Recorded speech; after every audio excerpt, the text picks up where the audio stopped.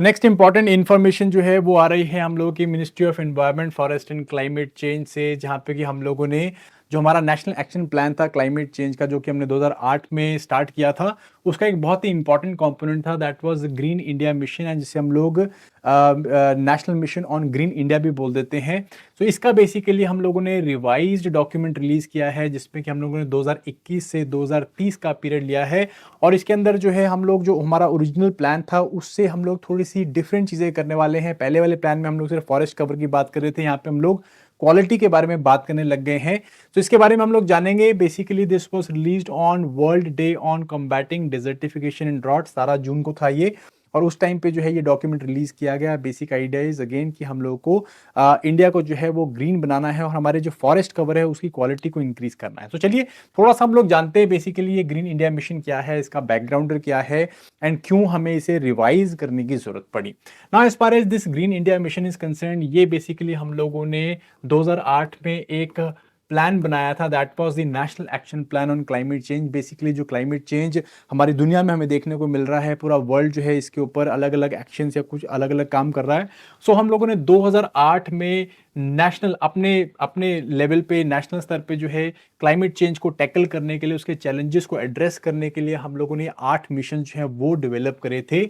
और इनका idea basically यही था कि हम लोग low carbon climate resilient growth लेके आ सके, सस्टेनेबिलिटी के ऊपर जो है वो हम लोग बढ़ सकें। इसके टोटल 8 मिशंस थे, starting from national solar mission, national mission on enhanced energy efficiency, national mission on sustainable habitat, national water mission, national mission on sustaining Himalayan ecosystem, national mission on strategic knowledge on climate change, and national mission on sustainable agriculture. और इसका जो सबसे last जो mission था, that was the 8th mission, that was national mission on green India, which was basically started in 2014 में से start किया गया था। सो बेसिकली ग्रीन इंडिया, जैसे आपको नाम ही पता चल रहा है ग्रीन इंडिया, दैट मीन्स हम लोगों को क्या करना था, हम लोगों को अपने forest cover and tree cover जो है इसके ऊपर हम लोगों को यहाँ पे काम करना था। और basically the idea of this green India mission was basically to protect, restore and enhance our forest and tree cover. ठीक है जी, हमारे देश में जो भी forest cover and tree cover मिल रहा था, इसको प्रोटेक्ट करना, रिस्टोर करना, उसको एनहांस करना था। और बेसिकली इसका सबसे जो इंपॉर्टेंट एम था वो आप इस तरह से याद रख सकते हो, 5:5 का था। दैट मीन्स 5 मिलियन हेक्टेयर जो है वो हम लोगों को डिग्रेडेड लैंड जो थे उस पर हम लोगों को फॉरेस्ट या ट्री कवर लेके आना था, और 5 मिलियन हेक्टेयर जहां पे ऑलरेडी फॉरेस्ट एग्जिस्ट कर रहे थे उनकी क्वालिटी को इंप्रूव करना था। ठीक है जी। अब यहाँ पे एक इंपॉर्टेंट टर्म आप यहाँ पे सुन रहे हैं, that is the forest and tree cover. So basically forest and tree cover क्या होता है, इसको हम लोग समझते हैं। अगेन जो फॉरेस्ट सर्वे ऑफ इंडिया है वो इसकी डेफिनेशन जो है यूज करता है। सो अगेन हम लोग इसमें क्या लेते हैं, इसमें सबसे पहले हम लोग एरिया लेते हैं। एरिया जो है इसका हम लोग जो थ्रेशोल्ड है वो 1 हेक्टेयर लेते हैं। और दूसरा जो हम लोग यहाँ पे क्राइटेरिया लेते हैं वो होता है कैनपी कवर। ठीक है, जिसको एक पेड़ होता है, पेड़ के जो पत्ते होते हैं वो उसकी कैनपी बनाते हैं, और उसकी डेंसिटी होती है, तो उस डेंसिटी के बेसिस पे एंड बेसिकली कितने एरिया में जो है ये पेड़ लगे हुए हैं, इस बेसिस पे हम लोग फॉरेस्ट एंड ट्री कवर जो है वो डिक्लेयर करते हैं। ठीक है जी। किसी भी एरिया में अगर 1 हेक्टेयर से ज्यादा एरिया में फॉरेस्ट या सॉरी ट्रीज लगे हुए हैं, और अगर उसकी कैनोपी डेंसिटी जो है वो 10% से ऊपर है, तो उस एरिया को हम लोग क्या बोल देते हैं, उस एरिया को हम लोग फॉरेस्ट कवर में डाल देते हैं। ठीक है जी। अब 10% से लेके 90% के बीच में हम लोग फर्दर जो है फॉरेस्ट की अलग अलग कैटेगराइजेशन कर रखी है, वो मैं बाद में बताता हूं आपको। बट अगर ये लैंड जो है 1 हेक्टेयर से कम है, ठीक है जी, अगर 1 हेक्टेयर से कम है तो उसको हम लोग जो है ट्री कवर में डाल देते हैं। ठीक है, कैनोपी डेंसिटी मैटर नहीं करती है। अगर 1 हेक्टेयर से कम लैंड में ट्रीज लगे हुए हैं तो उसे हम ट्री कवर में डाल देते हैं। अगर 1 हेक्टेयर से ज्यादा लगे हुए हैं तो उसको हम लोग फॉरेस्ट कवर में डाल देते हैं। अगर 1 हेक्टेयर से ज्यादा लैंड में जो है ट्रीज लगे हैं बट उसकी कैनोपी डेंसिटी 10% से कम है, तो उसे हम लोग डिग्रेडेड या उसको हम लोग स्क्रब एरिया या स्क्रब फॉरेस्ट या स्क्रब लैंड जो है वो बोल देते हैं। ठीक है कि नहीं। तो ये बेसिक मेन क्राइटेरियाज हम लोग यहाँ पे यूज करते हैं। अगेन ग्रीन इंडिया मिशन जो है इसका बेसिक टारगेट क्या था, एम क्या था, कि जो फॉरेस्ट एंड ट्री कवर है उससे हम लोग डिग्रेडेड लैंड में 5 मिलियन हेक्टेयर्स पे लगाएंगे, एंड क्वालिटी जो है उसको हम लोग 5 मिलियन हेक्टेयर्स जो ऑलरेडी फॉरेस्ट कवर था उसके क्वालिटी को हम लोग 5 मिलियन हेक्टेयर में क्वालिटी को इंप्रूव करेंगे। हाउएवर इसके बहुत सारे इश्यूज निकल के आए, ठीक है जी। अब हम लोग का बेसिक आइडिया क्या था यहाँ पे, मोस्टली जो हमारा मिशन था वो किसके ऊपर फोकस कर रहा था, वो कवर फोकस कर रहा था to increase the forest cover, ठीक है, ओवरऑल फॉरेस्ट कवर को इंक्रीज करने के लिए, ठीक है। अब इसी चीज के ऊपर काफी ज्यादा काम हुआ और इसी चीज से हम लोगों ने जब हम रिपीटेडली हम लोगों ने जो स्टेट ऑफ फॉरेस्ट रिपोर्ट देखी तो उसमें हम लोगों ने अपना फॉरेस्ट ट्री कवर को बढ़ता हुआ देखा। बट यहाँ पे एक इंपॉर्टेंट चीज जो हम लोगों ने मिस कर दी वो थी क्वालिटी, ठीक है जी। ओवरऑल फॉरेस्ट की क्वालिटी डिक्लाइन करने लग गई एंड फॉरेस्ट का एरिया जो है वो बढ़ने लग गया। इसको हम लोग थोड़ा समझते हैं, ठीक है जी। हुआ क्या, ज्यादा से ज्यादा फोकस है किसके ऊपर हुआ, प्लांटेशन ट्रीज या प्लांटेशन क्रॉपिंग के ऊपर हो गया, जिससे कि हम लोगों को ट्रीज जो है वो बढ़ते हुए दिखे 1 हेक्टेयर से ज्यादा एरिया में। बट इससे क्या था कि वो जो फॉरेस्ट थे वो एक्चुअल में फॉरेस्ट नहीं थी, वो प्लांटेशन थी, बिकॉज प्लांटेशन बहुत जल्दी ग्रो कर जाती थी, इस करके जो है उसे फॉरेस्ट कवर में देख या वो फॉरेस्ट कवर में रिकॉर्ड कर लिए जाते थे। हाउएवर क्या था, जो ओवरऑल पुराने फॉरेस्ट थे, जो ओल्ड फॉरेस्ट थे, हम लोग के ग्रोथ फॉरेस्ट थे, मैनग्रूव्स थे, इस तरह के जो डेंस फॉरेस्ट थे वो बेसिकली क्या हो रहे थे, कम हो रहे थे, ठीक है। इसको समझाता हूं मैं आपको। इसको देखो, हुआ क्या बेसिकली, जैसे मैंने आपको बताया कि 1 हेक्टेयर से ज्यादा लैंड एंड 10% से ज्यादा जो कैनोपी डेंसिटी है, तो इसको हम लोग बेसिकली क्या बोल रहे हैं, फॉरेस्ट कवर बोल रहे हैं, ठीक है जी। सो फॉरेस्ट कवर में बेसिकली क्या हुआ, आगे हम लोग फर्दर डिवीजन करते हैं। अगर कैनोपी डेंसिटी 10 से 40% के बीच में है तो इसे हम लोग ओपन फॉरेस्ट कैटेगरी में डाल देते हैं। अगर सेकंड में जो अगर 40% से 70% के बीच में है तो इसको हम लोग मॉडरेटली डेंस फॉरेस्ट में डाल देते हैं। और अगर जो कैनोपी डेंसिटी है वो 70% से प्लस है तो उसको हम लोग वेरी डेंस फॉरेस्ट में डाल देते हैं, ठीक है कि नहीं। तो ये बेसिकली हम लोग का क्राइटेरिया है फॉरेस्ट कवर का।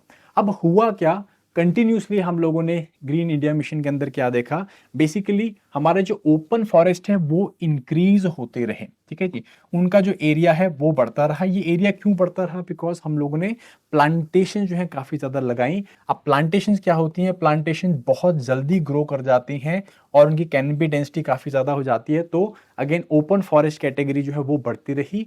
हाउएवर जो moderately dense forest and very dense forest है, जो कि generally old matured forest ecosystems को रिप्रेजेंट करते हैं, जैसे कि वेस्टर्न घाट्स के हो गए या अरावलीज के हो गए या हिमालयाज के हो गए, ये धीरे धीरे क्या कर रहे थे, ये डिक्लाइन कर रहे थे, बिकॉज की कंटिन्यूस कटिंग हो रही थी, डिग्रेडेशन हो रही थी। तो इसके ऊपर हम लोगों ने रिडक्शन देखा है, हाउएवर इसके ऊपर हम लोगों ने इंक्रीज देखा। और इससे जो हमें एक डिस्टॉर्टेड पिक्चर, में बहुत बारी बोलता रहता हूँ भाई, जब हम लोग स्टेट ऑफ फॉरेस्ट रिपोर्ट पढ़ते हैं, कि हम लोगों ने डिस्टॉर्टेड पिक्चर देखी कि हमारा जो फॉरेस्ट एंड ट्री कवर बढ़ जरूर रहा है, बट ओवरऑल हमने क्या देखा कि जो हमारे very dense forest and moderated dense forest, जो एक कॉम्प्लेक्स मेच्योर इकोसिस्टम दिखाता है फॉरेस्ट का, वो डिक्लाइन कर रहे थे, ठीक है कि नहीं। तो इससे बेसिकली हुआ क्या, हम लोगों ने देखा कि हमारा नेट जो फॉरेस्ट कवर है वो तो जो है अराउंड 156 स्क्वायर किलोमीटर के आसपास में इंक्रीज हुआ पिछले 2-3 सालों में। लाइक ये 2021 की फॉरेस्ट रिपोर्ट है, 2023 की फॉरेस्ट रिपोर्ट के हिसाब से। बट जो ओल्ड ग्रोथ फॉरेस्ट थे, मैनग्रूव्स थे, वेस्टर्न घाट्स जैसे बड़े बड़े कॉम्प्लेक्स मेच्योर फॉरेस्ट इकोसिस्टम से, वो बेसिकली डिक्लाइन कर गए, ठीक है जी। अगर इनका डिसिप्लिन की बात करूं तो सेम जो Indian state of forest report बोलती है कि भाई 2021 से ऑलमोस्ट 4000 किलोमीटर स्क्वायर किलोमीटर का एरिया, जो डेंस फॉरेस्ट का एरिया है, वो कहीं ना कहीं खत्म हुआ है।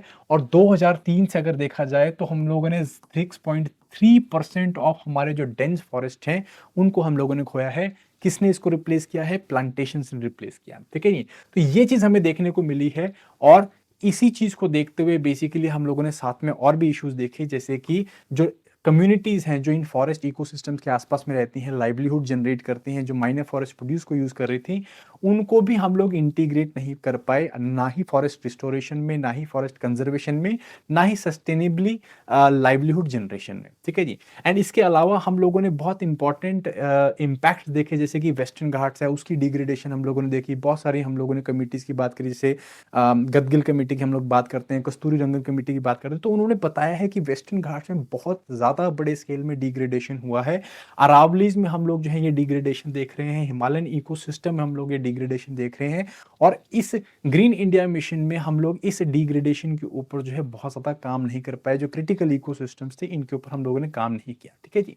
सो इन चीजों करके जो है हम लोगों ने क्या कि जो ग्रीन इंडिया मिशन है, नो डाउट इसने प्लांटेशंस करी हैं, like overall like forest cover के ऊपर काम किया। ओवरऑल 11 जो आपका लाख हेक्टेयर के आसपास का एरिया है, ठीक है जी, इसमें यहाँ पे हम लोगों ने फॉरेस्ट प्लांटेशंस करी हैं। हाउएवर ओवरऑल जो है क्वालिटी ऑफ फॉरेस्ट जो हमारे देश में वो डिक्लाइन करी है, ठीक है जी।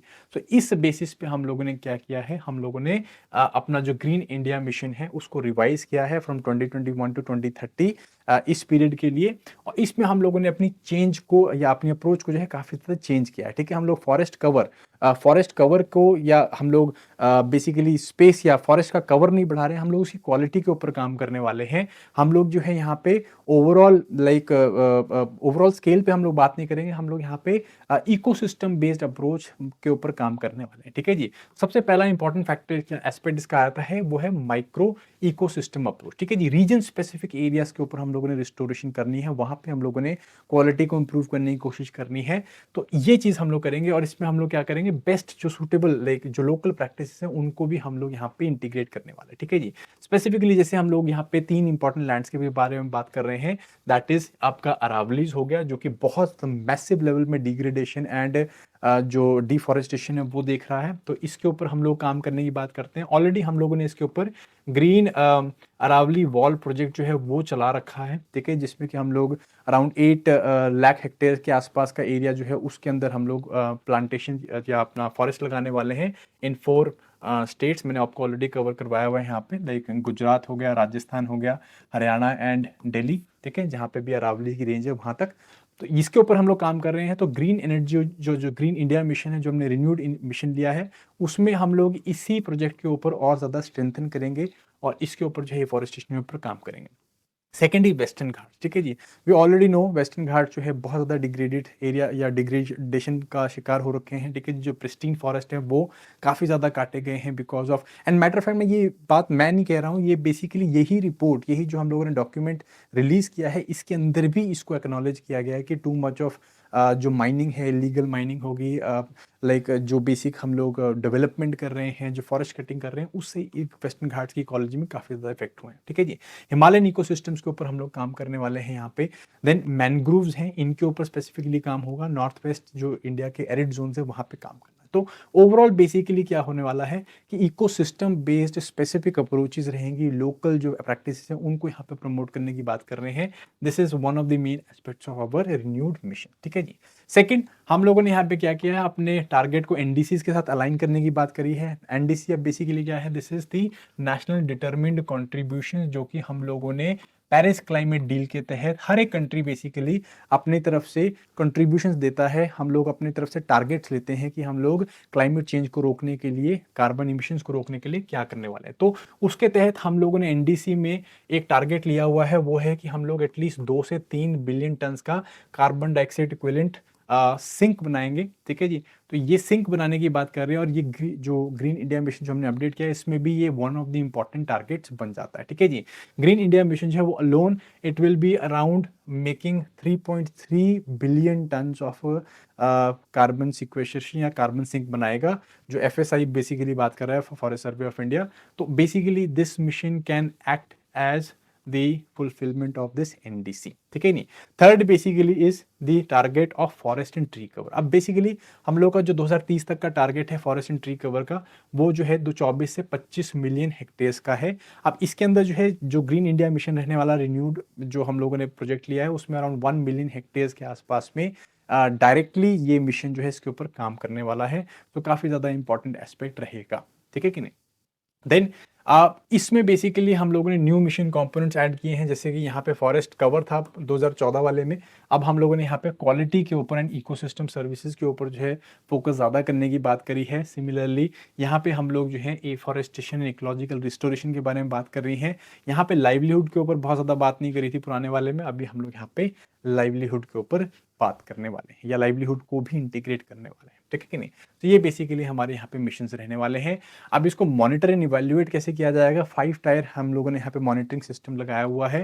पहला रहेगा नेशनल लेवल मॉनिटरिंग सेल है, ठीक है, जो कि नेशनल लेवल पे काम करेगा। ये geographic information based systems and ये एफॉरेस्टेशन डैशबोर्ड के थ्रू जो है इन्फॉर्मेशन डिसेमिनेट करेगा, कितना लेवल पे क्या काम हो रहा है, कितना जो है रिस्टोरेशन हुआ है, कितना क्वालिटी इंप्रूव हुआ, वो सब बताएंगे।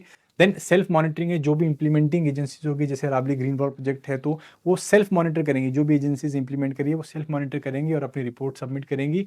देन ग्राम सभा के थ्रू जो है very important like decentralised accountability के ऊपर हम लोग यहाँ पे बात करें, ग्राम सभा जो है वो सोशल ऑडिट्स के थ्रू बताएंगी कितना जो है चीज़ें इंप्रूव हुई हैं। Satellite based tracking by for the forest survey of India, ये ऑलरेडी कर रहे हैं हम लोग, स्टेट ऑफ फॉरेस्ट रिपोर्ट में हम लोग काम करते हैं। However we are going to do this for the green India mission also, and this is going to be one of the ways जिससे कि हम लोग क्या कर सकें, कहीं ना कहीं रिजल्ट्स ओरिएंटेड या आउटकम ओरिएंटेड अप्रोच रख सकें, ठीक है।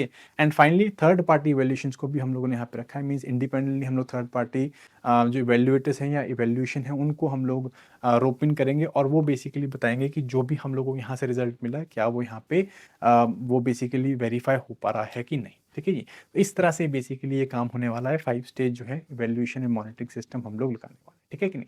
तो that is how this is going to be, but the most important thing ये डॉक्यूमेंट जो कर रहा है वो है कि इसने लाइक इट हैज एक्नॉलेज, जैसे मैं बात कर रहा हूँ ना कि भाई ये डॉक्यूमेंट जो है, जो हम लोग कितने टाइम से बोल रहे हैं, जो इंपॉर्टेंट कमिटीज़ हैं, गदगिल कमेटी थी, कस्तूरी रंगन कमेटी थी वेस्टर्न घाट्स के ऊपर, ठीक है। तो ये सब जो चीज़ें ये कमिटीज़ बोल रही थी एक्चुअली सरकारी डॉक्यूमेंट ने इसको माना है, ठीक है कि नहीं। जैसे डिग्रेडेशन के बारे में, वेस्टर्न घाट्स के बारे में ये बात कर रहे हैं कि इलीगल माइनिंग जो है, डिफॉरेस्टेशन है, बायोडाइवर्सिटी लॉस हो रहा है, ठीक है। सिमिलरली अरावली रेंज में डेजर्टिफिकेशन जो है उसके कारण थार डेजर्ट जो है वो एक्सपैंड कर रहा है, तो इस बात को यहाँ पे इस डॉक्यूमेंट में माना है, इसको आप यूज़ कर सकते हो अपने आंसर्स के अंदर, ठीक है कि नहीं। हिमालयन रीजन जो है वहाँ पे लैंडस्लाइड्स और रेनफॉल की इरेगुलरिटीज देखने को मिल रही है, which is again directly link to the degradation of the forest ecosystem, ठीक है जी। देन इस डॉक्यूमेंट ने ये भी माना है कि that there has been funding gaps, जिसके कारण जो है जो भी प्रोजेक्ट्स है उसको हम लोग बहुत अच्छे से इंप्लीमेंट नहीं कर पाए, ग्राउंड लेवल इंप्लीमेंटेशन में काफ़ी ज़्यादा इश्यूज हैं, कम्युनिटी जो पार्टिसिपेशन है वो जो है काफ़ी अच्छे से नहीं देखने को मिला है। तो ये सब चीज़ों को एक्नॉलेज किया है इस डॉक्यूमेंट ने, which again is very very important and it can be used by you people, कि जब आपको आंसर्स लिखने हो तो you can use them, so basically it will give weight to your answers also, ठीक है। So this basically the green India mission और the renewed green India mission, and I hope like this works out well. और ये जो है हम लोग जो हमारा फॉरेस्ट कवर है, सिर्फ हम लोग क्वांटिटी वाइज, जो मैं कितनी टाइम से फॉरेस्ट सर्वे रिपोर्ट को जब भी पढ़ाते हैं हम लोग तो ये बात करते हैं कि भाई सिर्फ क्वांटिटी वाइज जो है हम लोग इसके ऊपर काम ना करें, क्वालिटी वाइज भी ऊपर जाएं। जो वेरी डेंस फॉरेस्ट हैं, जो हमारे मॉडरेटली डेंस फॉरेस्ट है, जो ओल्ड मेच्योर फॉरेस्ट इकोसिस्टम्स हैं, उनको हम लोगों को देखने की ज़रूरत है। वहाँ पे बेसिकली हमें इकोसिस्टम देखने मिलते हैं, वहाँ पे हमें बायोडाइवर्सिटी देखने मिलती है, प्लांटेशंस में हमें कोई बायोडाइवर्सिटी देखने नहीं मिलती। तो अब हमें जो है इट इज़ हाई टाइम कि we should not only be thinking of quantity but we should also be thinking for quality. So thank you very much, I hope you got this topic.